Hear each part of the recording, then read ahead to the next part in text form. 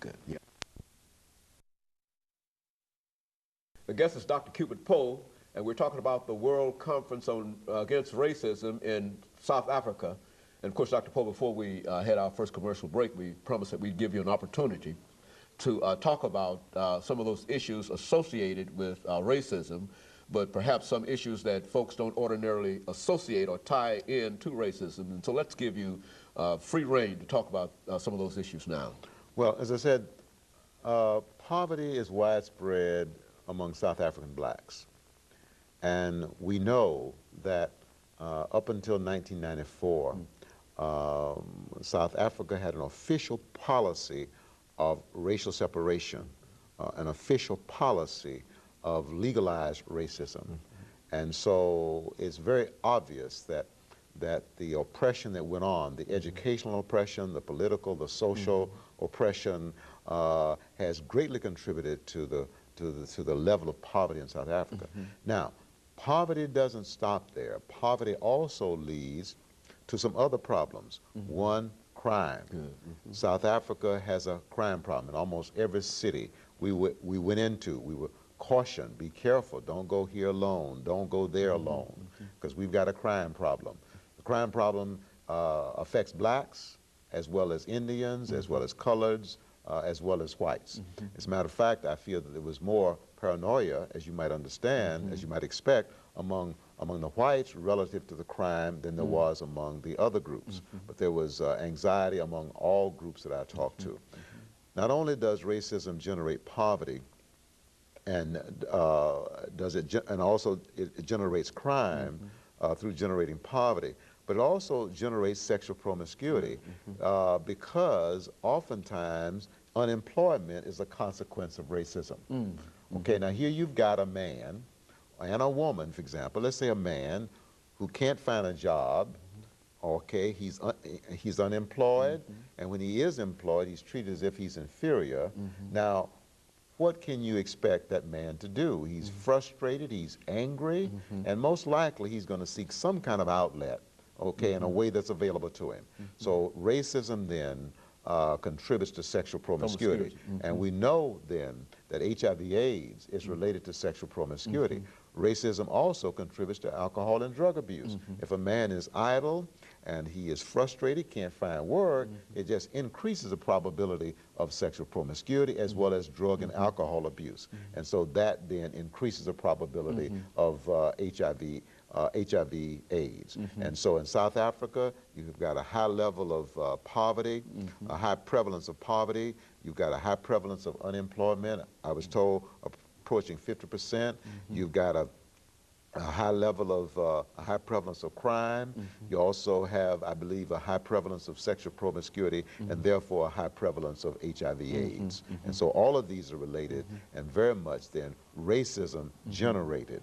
Now, I won't say it's totally racism generated, but in South Africa we have better evidence than in other communities that apartheid racism was a major contributing factor to these problems. You know, this issue of HIV and AIDS, I think Africa, the continent, is leading the world in terms of cases. Now, let's talk about, what did you see there that indicated that this was a problem? Did you see any evidence of, I mean, did they make any tours or anything to demonstrate to members of the various delegations of this being a problem?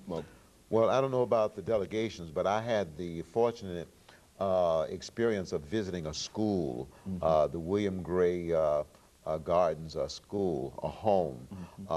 There were 200 children there from birth to about age 18. 60 of those kids, well, 60 of those were children between under the age of 7. 40% of that 60 were HIV positive. I saw, I met about 2 or 3 kids. There were 3 kids who were from about 2 or 3 years of age who were dying of AIDS. I also met some other kids who were HIV positive. I visited an adjacent part of that school, which was a hospice for children. And since a year and a half, 19 children now, between age 2 and 7, had died of HIV/AIDS. Now that's the reality, that's part of the reality. The other reality comes through when you talk to people, and I did, who said, you know, I have a sister that died of AIDS this year. I had a brother that died of AIDS this year. One of the doctors in South Africa, Indian doctor, allowed me to see 2 of his patients, okay? And so one of the gentlemen I talked to was HIV positive. He was a truck driver. His wife was HIV positive. His 18-year-old son was HIV positive. AIDS is a very real, it's a real concern. I mean, it's a reality for many, many South African blacks. Well, now, what are they doing in terms of, I know in this country we say that the best method to combat this disease is education, education, and education. What are they doing in South? Is there any kind of government recognition of this as an issue or as a problem, and an attempt to try to solve it as a problem? Or what are they really doing to meet this as an issue? Well, I have to acknowledge, I don't know what the government is doing. The medical community is aware of the prevalence of the problem. One of the doctors who works in Durban's health clinic indicated that about 33% of the patients that he sees are HIV positive. And that's a very, very high percentage. Now, we didn't go into the availability of the medication. You recall a while back, there was some problem in getting anti-AIDS drugs to some of the people in Africa who were HIV positive. But I understand that the barriers to that was kind of clear to some extent. So I can't comment on treatment. I do know, unfortunately, there's a lot of delusional thinking on the part of some people. It is said that some males believe or have the delusion that if you're HIV positive and if you have sex with a virgin, then it'll clear it up. So you have that kind of misinformation. So I don't know what's being done. My impression is not nearly enough. I don't know how many the drug availability to fight AIDS in South Africa, but I think not nearly enough.